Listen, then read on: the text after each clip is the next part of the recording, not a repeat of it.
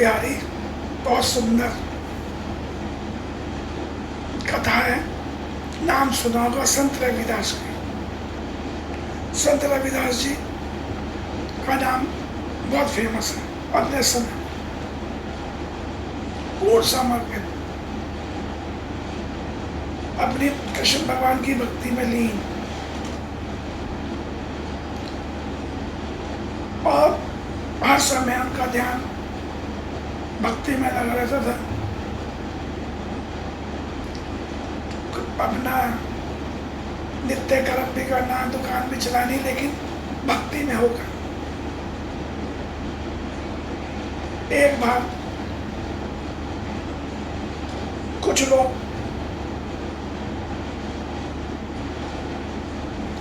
गंगा स्नान करने के लिए बनारस जा रहे थे, वाराणसी। उन्होंने रविदास जी से भी कहा, चलो महात्मा आपको भी ले चलते हैं, आपको भी गंगा स्नान करा लाते हैं। तो संत रविदास जी बोलते हैं, भैया भक्ति से फुर्सत नहीं मिलती, थोड़ा बहुत काम कर लेते हैं, मैं तो रोजाना गंगा मैया का स्नान कर लेता हूँ। सब बोले जैसी आपकी इच्छा। तो रविदास जी ने क्या करा, एक सिक्का निकाला और उन्हें दिया, क्या गंगा मैया को दे देना। उनका मतलब था गंगा मैया में प्रवाहित कर देना।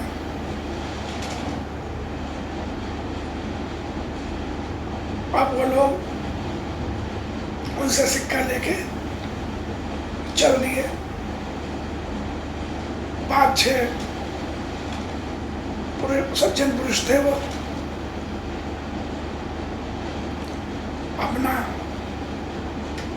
वाराणसी में घाट पहुंचे, पूजा पाठ की, अर्चना की।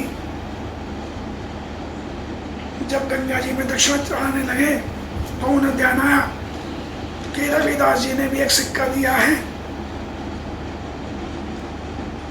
उन्होंने वो सिक्का निकाला और गंगा मैया को समर्पित करने लगे, प्रवाहित करने लगे। इतने में 2 हाथ निकले, गंगा मैया साक्षात निकली, सिक्का लिया और बदले में उन्हें एक कंगन दे दिया और चली गई। अब सब आश्चर्य से देख रहे थे, घाट पर नहाने वाले भी और वो लोग भी। क्या गंगा मैया ने सिक्का अपने हाथ से लिया? बड़ा आश्चर्य उन्हें। अब नहा धो के वो वापस चलने की तैयारी करने लगे तो उनमें से एक के मन में कंगन देख के, उसकी सुंदरता देख के लालच आ गया। क्या किसी को क्या मालूम गंगा मैया ने मुझे कुछ दिया या नहीं दिया है? यह सोचकर वो कंगन लेके चल दिए। वो एक सुनार की दुकान पर पहुंचे, रास्ते में ही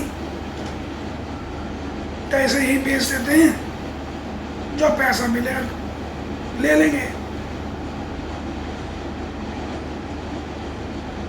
अब कंगन को जांचने के बाद सुनार बोला, भैया इसकी कीमत मैं नहीं दे सकता, ये अनमोल है, इसकी कीमत तो राजा ही दे सकता है,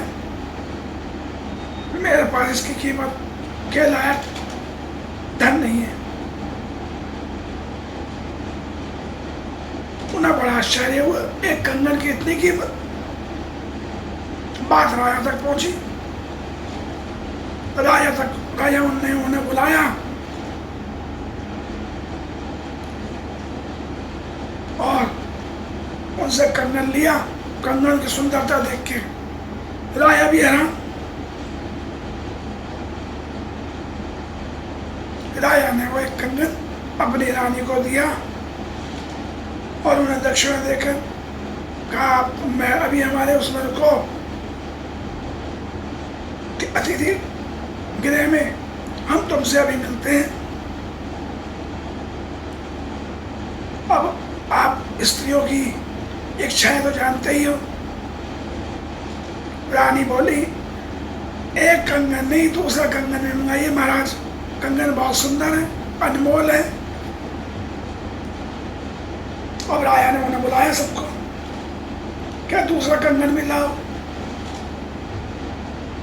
क्या भाई, तो ऐसे बोले महाराज बात ऐसे थी कि ऐसे ऐसे हमें एक कंगन मिला, बाया मानने को तैयार नहीं हुआ कि ऐसे कैसे हो सकता है, यह कलयुग है। और यह बात अकबर के समय की है। उस समय वो राजा अपने अलग राज्य में था। क्या देखो, मैं तुम्हें सबको फांसी पे चढ़ा दूंगा अगर तुमने सही सही बात नहीं बताई। उसने कहा इस बात का जवाब तो संत रविदास ही दे सकते हैं। उन्होंने वो सिक्का दिया था गंगा मैया में चढ़ाने के लिए, जिसके बदले में हमें कंगन मिला है। अब राजा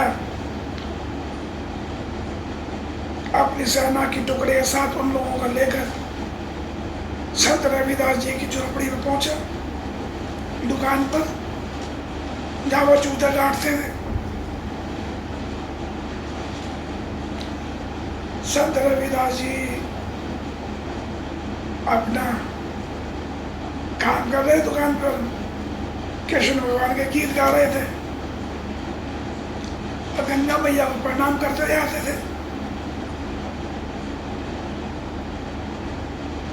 उन्होंने राजा को आया देख के प्रणाम किया, बोले महाराज क्या काम है मेरे से।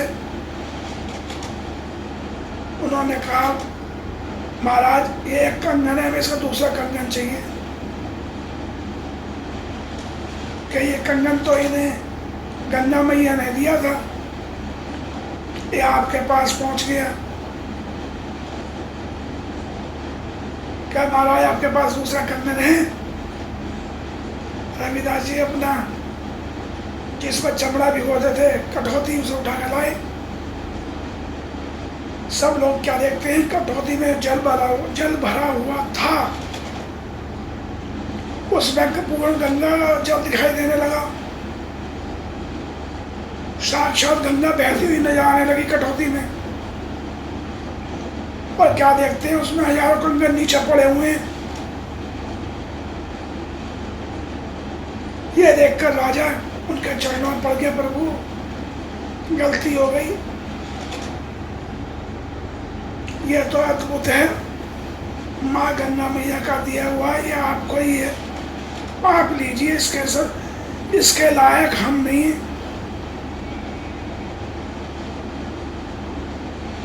सब ने वहां हाथ जोड़ लिए। तब ये वाला दुआ चला था, मन चंगा तो कटौती में गंगा। अगर मन पवित्र है तो आपके घर में भी गंगा है, और मन पवित्र नहीं है तो आप गंगा में चले जाओ, वहां भी आपको गंगा नहीं मिलेगी। ऐसे संत पुरुष थे रविदास जी। यह तो अभी की बातें हैं, मुगल काल की। एक से एक बड़े संत हुए उस समय में। ये तो अंग्रेजों के टाइम में आके हम लोग अपने धर्म और ज्ञान की बातें भूल गए, जिससे हम अपने विधर्मी हो गए, हम लोग अपने धर्म से विमुख हो गए हैं, अंग्रेजी ज्ञान के पिट्ठू हो गए हम लोग। सबको मेरा प्रणाम। जय श्री कृष्ण, जय राधे कृष्ण, जय श्री राम।